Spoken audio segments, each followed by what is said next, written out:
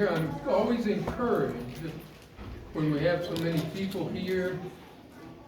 Not so many, but so many, people here. Because it's good to be able to know that you love God, you care about God, you're wanting to worship God, you're here for that purpose. Today we're going to be talking about trust, what it is, how to develop it, where do you put your trust, etc. Listen, one thing we know for certain is everybody will let you down, but God will not. So we have that established. And you'll also notice that in the middle of the word trust is the letter U. And so trust is all up to you, how you handle it, what you do with it. Trust is easily given to you, but once it's lost from you, it's hard to replace it. So let's talk about trust this morning, and let's take a look at how we can understand it better. In fact, one of the things that we're supposed to do is carry on other people's burdens. Listen to what it says here in Galatians chapter 6 and verse 2. Carry each other's burdens, and in this way you'll fulfill the law of Christ.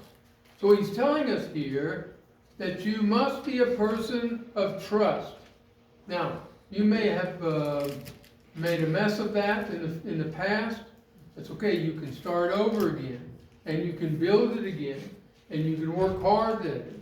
You can't get irritated because people don't have trust in you once you've done things that have lost their trust. But once you have decided to trust someone who has damaged your trust, you have to make sure you do that and not keep bringing up the past. So this is important. What is a trust, though? A trust is a firm belief in the character of the other person. What are they like? How do they think? How they respond? How they function? What are they doing in their life? Are they a person that you can trust? So, for example, here in the picture is sincerity, reliability, commitment, integrity, competence, and consistency. That's all really involved in trust. So when you think about this, notice that it all revolves around who you are. That's why I said in the middle of the word trust is the letter U. And then let's take a look at what the Google has said that is a character. It is the mental and moral qualities distinctive to an individual. Isn't that interesting? Distinctive to that individual. So there are people out there who are going to be maybe real close to you, maybe just like you, maybe even a twin or somebody that you're dealing with, that you're working with. But that doesn't mean that they have that character that you can put your trust in. And notice also that trust is to have confidence in another person. So the confidence has to come from who they are, how they are. Let's talk about how to build trust with your partner in a marriage or a relationship. Now, I'm going to use the word relationship as in the workforce or something like that. I'm not talking about just shacking up and sleeping together. You understand that, don't you? Because that is against God's rules.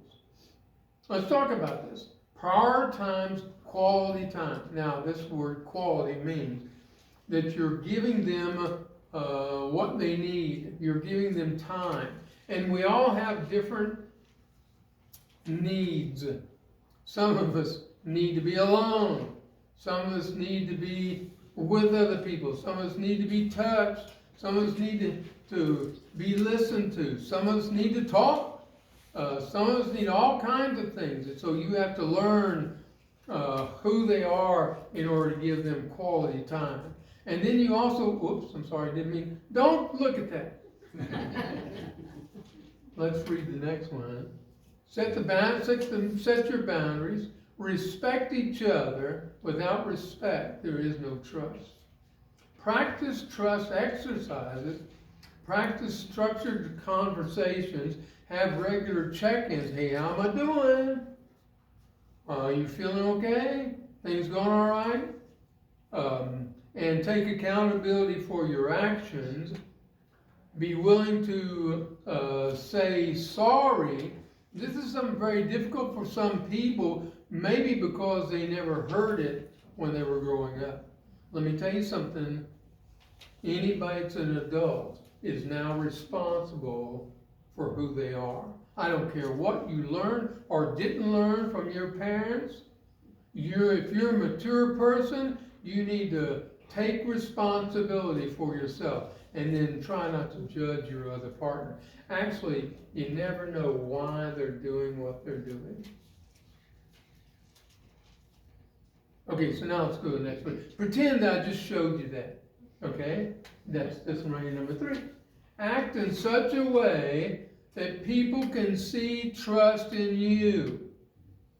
In other words, act trustworthy, meaning you're going to, the actions you have are going to be trustworthy. Never trust words. People can say anything, but trust the action that the people do. Make sure it is something that you're going to want to follow. Trust once lost is hard to recover. Because what happens is they're going to go back to the time that you hurt them. Now look, like I said, in a marriage, for sure, or even in any relationship, if you don't trust the people that you have given a job to, which is maybe your husband to hold your heart, or to your coworker to do a job, if you don't trust them, why have you put them there? Remember, they are in that position, and you need to remember that's who they are. And so for you, if you've lost trust in your partner, your loved one, you need to be able to help build it again because they're trying so hard. Okay, now you encourage each other. Let's turn over to James 5. Did you notice the traits that we're talking about here? Carry each other's burden, encourage others. It's all about the other person. It's not about you. This is how we really build trust. Let's look at chapter 5, verse 19.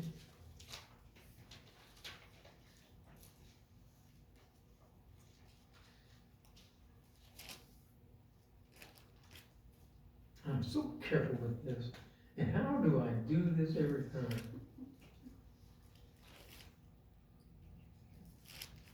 In the chapter 5, it says something about encouraging each other. So you all, did you see it in there anywhere?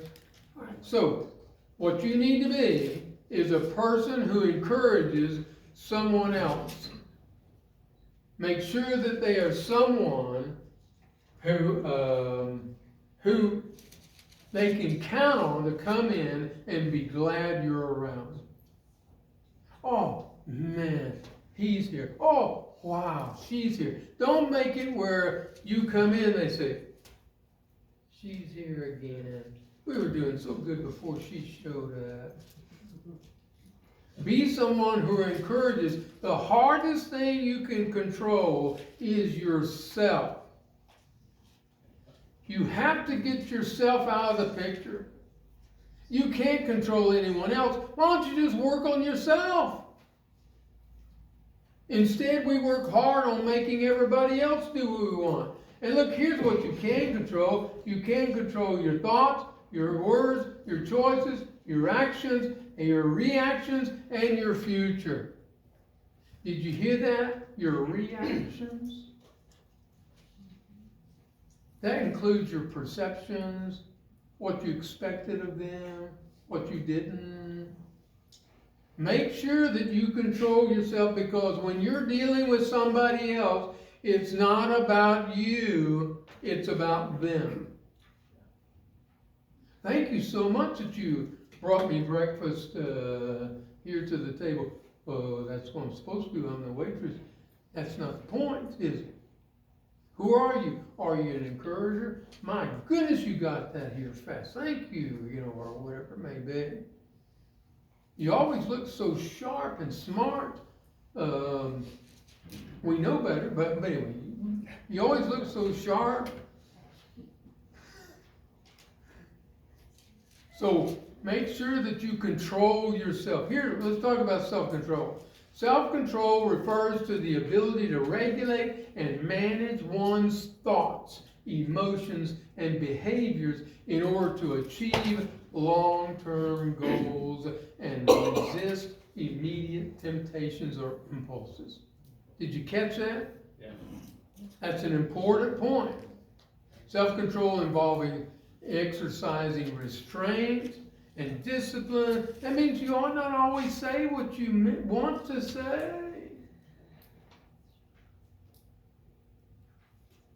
Often in the face of conflicting desires or external pressures. Self-control requires self-awareness and the capacity to delay gratification. Catch that? Making deliberate choices that align with one's values and priorities. It is a valuable trait for personal growth, success, and maintaining healthy relationships. It is important, imperative do you have self-control in order to be trusted? When someone tells you a secret or confides in you, does it stay with you, or do you tell other people about it? So you have to be very understanding and in self-control. No yelling when angry, no responding to online trolls, no following a strict diet plan, finishing tasks before playing games, keeping calm in traffic. Every time I've walked out in traffic, I've tried to stay calm. But I think they're talking about while driving. Taking regular study breaks and managing time effectively. There are times that you have to be able to talk to someone. There are other times you don't have that time. Tell them, look, I want to hear what you have to say. I'm very busy right now. How about if I come back in about 20 minutes and we take time? Well, don't forget it. Make sure you do that so that you can help them and encourage them in what it is that they're dealing with. And then you have to realize what's out of your control. You cannot control the actions of other people. They should be impressed. Guess what? They're not. That's life. You can't control the future. You can't control the opinions of others. You can't control what happens around you. This is why happiness has to come from within, not from outside. Not from what's happening, but from within. Because I choose to be happy. Everything's going bad. Okay, I choose to be happy. You can't even control the outcome of your efforts or your past mistakes. You can't control other people's boundaries, and you can't control what other people think of you. That's out of your business. However, you can control everything else about you. How you speak to yourself. Let me tell you something. That's a powerful thing. Sometimes we'll latch on to something somebody said, someone that we loved or respected, and they say something, and then we tell ourselves we're worthless. When God said, I've died for you, how can you consider yourself worthless? I tell you, it's just the way it is.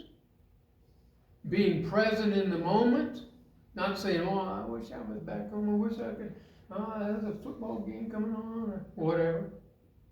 That's why God made recorders. Your words, how you say things, well, it's just who I am. I speak plainly. No, you're rude. And you need to change it. My mindset. Do you have your mind set on doing what's good and what's right and what's appropriate? How you spend your free time? How you move on from failure? Oh, what I give my energy to? Do you give your energy to people who are destroying you? Why? When that person let you down and walked away from you, why do you continue to bring it up and spend your energy on it? That's their problem, not yours. And the boundaries that I set. And you all have boundaries. You all have laws that you set for yourself. So understand all of that. Make sure it's within your control or it's outside your control. And then notice that you place trust in others. Oh, here's what I'm saying. Place trust in other people until they prove otherwise. I didn't get the word prove in there, but I think you have it on your, yeah. Maybe it's under that picture. Until they prove, P-R-O-V-E, prove otherwise. Let me tell you something that's very important, because you don't know who out there is going to be your friend or who's going to be your enemy. Trust them once. Trust them until they prove otherwise.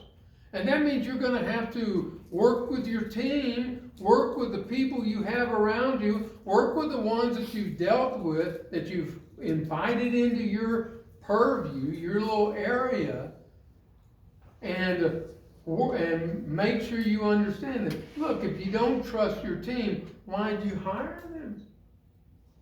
You've got to be able to give that away to them so that they then can come up to the standard you're setting. Let me tell you something, ladies. If you're out there dating, I don't know who you are, but if you're out there dating, the man will only come up to the standard you set. I remember there's a famous guy, which I can't remember his name, but that's no surprise.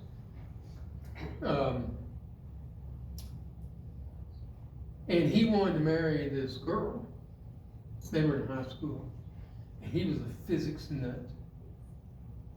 And he wanted to marry her. He thought she was beautiful, thought she was smart and intelligent, everything he wanted in a woman.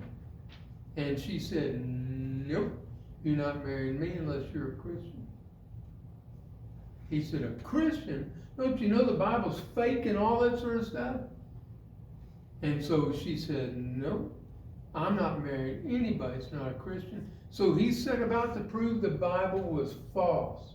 You know what he did? He became a Christian. He is one of the most important websites on the internet about explaining about God, explaining about creation, explaining all that. Because like I said, he was a physics major, very much interested in it. Well, he just went 180 degrees the other way. And so she was, of course they got married and they had kids and all that sort of stuff. And he's been over to my house before, and I can't remember his name for nothing. And if you're listening, I'm sorry, I can't remember his name. Oh, do you remember his name? Talk about John Clayton. There you go. Thank you very much. He knows his name, John Clayton. What's that website he has? Something Is about God real? Huh? Is God real? Is God real? That's right. You can check it out. And so he's very good apologetic for the church, and gives us some great encouragement on all of that. Well, here's the thing. You ought to be max on the trust all the time. Trusting people, making it where other people can trust in you. If you're not doing that, then you're failing God, because He said, here's who you ought to be. You ought to be somebody who can carry other people's burden. Who can do that? Those you trust. You ought to be someone who can encourage others. Who can do that? Those you trust. And then you need to make sure that you help others feel hopeful about themselves. Hopeful. Not angry, not upset, but hopeful. You need to make sure that they are feeling good about themselves. Now that doesn't mean you need to talk to them and say everything you're doing is just fine. All you have to do is just keep it living that way. No, there are times you need to correct people, but you need to help people because it is not only in their benefit, but in yours. What you're doing is you're building yourself up to be trustworthy and to be used by God. Remember, tools in a toolbox are not for, they're not for a doorstop. They are to be used. And even though you may be a specific tool and not used often, when God needs you, He's going to pull you out and push you in front of the right person to help. And to be able to be someone who can be trusted. You need to look back and be grateful, look ahead and be hopeful. Don't look back and say, well, why did all that happen? Look back and see all the good times. And look forward and be hopeful. Help people to look forward. I was listening to a Western the other day. And this gang of bad guys took over the town. Stole all of it, took all their money and everything. Made them all stand in the street while they went through everybody's house.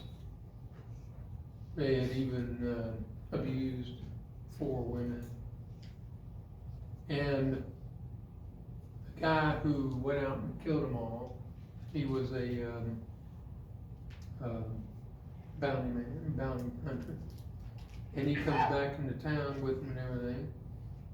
And he goes to this one girl who owns the restaurant, and she's a very good cook, and he sees that she's just really upset. And he says, he holds her a while and talks about what she went through.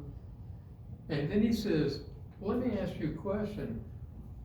Would you want to stay in this restaurant, or would you rather do something else? And she said, I always want to have a bed and breakfast. He said, it just so happens I have a bed and breakfast that I don't need, we're not bread and breakfast, what they call that, boarding house, where you give them food and a room, and that I don't need, and I'll give it to you. Now she can't even think of the past, what she went through with these grimy outlaws. Now she's thinking of the future. You see what I'm said all that to say this. You need to help them, whoever you're dealing with. Get on the future so that they will overcome the past. You may not be able to forget the past, but you can overcome it, get past it. And when you look back, if you'll focus on what was good, then you don't see the bad. You see, it's very important that you be a person like that for the world. The world needs you greatly.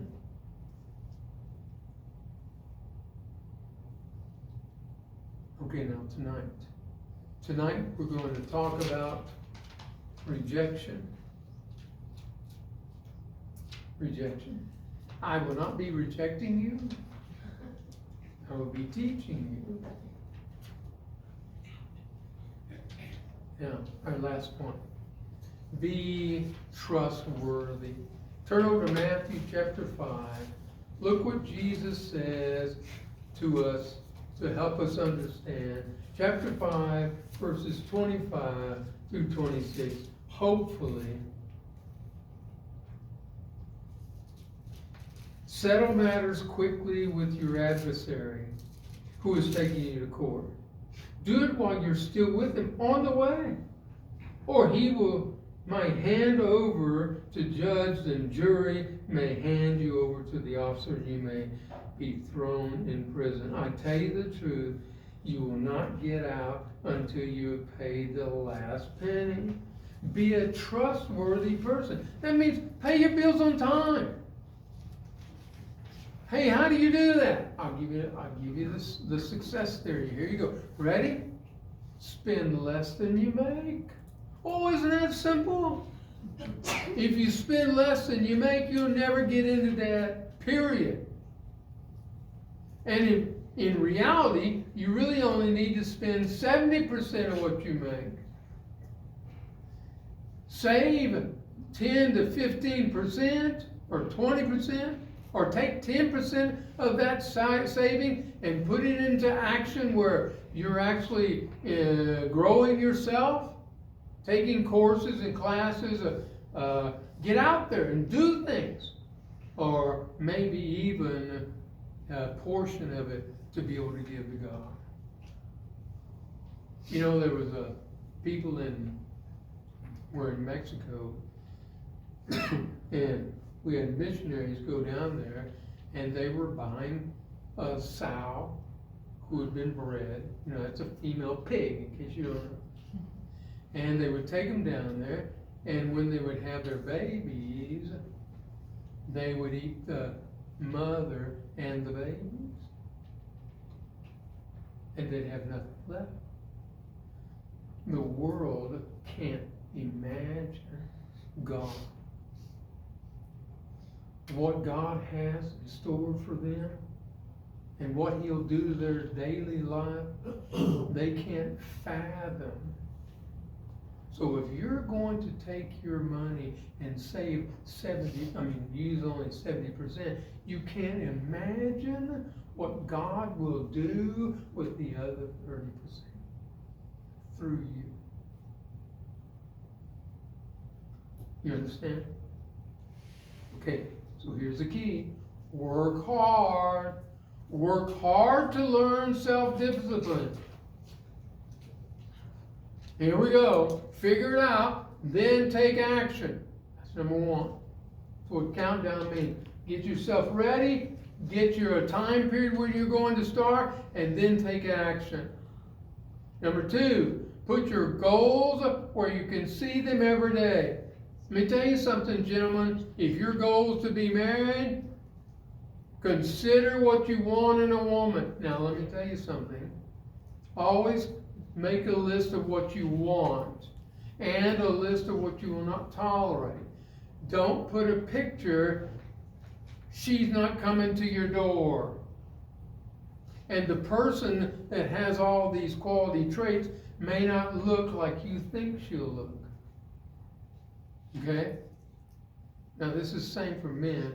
I just didn't say men and women. And remind yourself why you started. You've got to keep going back and thinking, why in the world am I doing this?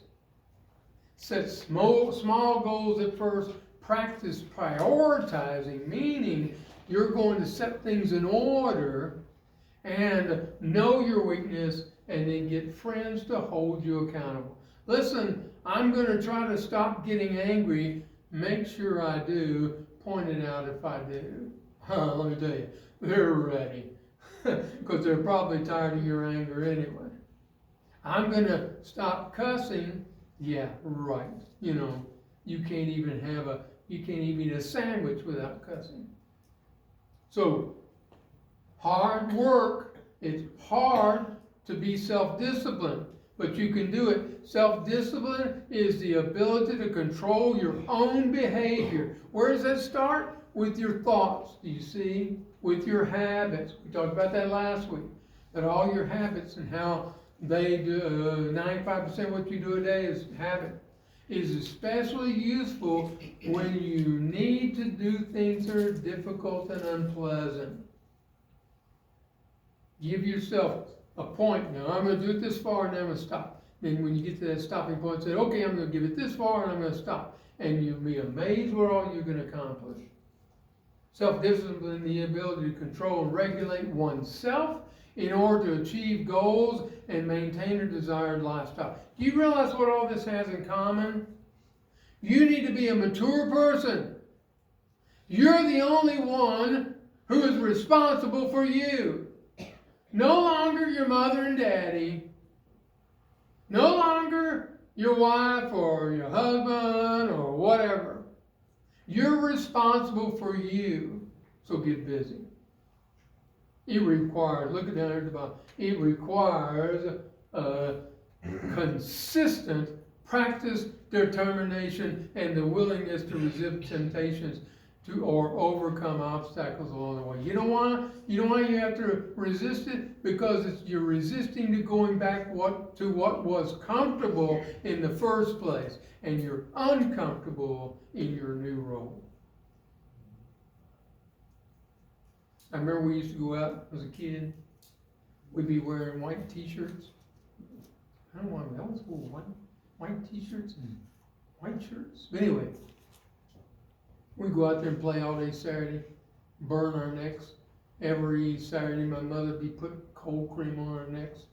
We'd go in Sunday and we cut these tight shirt collars with a tie. And you're sitting there turning your head. You're going like this. I see. I mean, you've got to have discipline over what you're doing because you know the results is going to be painful. Did you understand that from the little story about the white shirts? Okay. Second, you've got to make sure that no one can come against you. That they don't have any legs upon which to stand when they accuse you of something. Now this is actually 2 Thessalonians, I believe. It says first, but I believe it's 2 Thessalonians 4, verse 11 through 12. This was my favorite verse that I put on my wall in my workroom where I worked sometimes 18 hours a day. And it was like 140 degrees in the summer. Sometimes I'd sit down to sew, and the steam coming off of my chest would make it where I couldn't even breathe. And it was cold in the winter. Listen to what Paul says, that you also aspire to lead a quiet life, to mind your own business, to work with your own hands as we commanded you, and you may walk properly toward those who are outside of what? Outside of the church. And that you may lack nothing. You want to lack nothing because you're not owing anybody. And you don't feel like you have to work for them. As soon as you sign those papers on that new car or new truck, you owe the bank. Now you're working for the bank. You're not working for yourself. If you'd saved up that money all this time and then went and bought the new truck or new car, you wouldn't owe anybody. That's too hard. Yeah, I know. We've been talking about that. It's called what? Self-discipline. Right. Nobody said it, but that's all right. So make sure that no one can hold anything against you because you've led a quiet life and you have minded your own business. And then lastly, let your yes be yes and your no, no. Make sure that what you say is always what you say. You should always keep your word. How much is your word worth? How much is it worth? All of a sudden you're having an affair with another person and you say, oh well, wait a minute, didn't you have a vow with this person till death do you part? Yes. How much is it worth? Oh, I'll get you the money on Tuesday for a hamburger today. What's your value worth? All the setbacks in life come only because you don't keep your word. When you become known as a trustworthy person, your life changes for the better. Be someone who can be trusted. Be someone who is for others, who is encouraging others, who is carrying other people's burdens. It won't kill you, it'll make you grow stronger. And you'd be shocked the people who can be trusted and the people who can't. Some that can be trusted may be small and frail, and those who can may be big and strong, or good looking, and the others ugly. Let me tell you something. It is important to be trustworthy. Let your yes be yes and your no, no. For whatever is more than these is from the evil one. What do you say? Whatever is more than yes, yes, or no, no, is a lie. Did you catch that? So don't be a liar. Make sure you're a person who is trustworthy. Grow, become more and more and more trustworthy. That's what we're talking about today, is trust. Make sure that's who you are. Make sure you are a person God can use, a person that the world is glad you're there, a person who misses you when you're gone, excited when you come. Be someone of great character. If you're not right with God, or if you need help in some department, need prayers, mentoring, whatever, don't pass this opportunity up. Well, we can all pray with you together. Wherever your need is, you can come forward as we stand and sing this song together.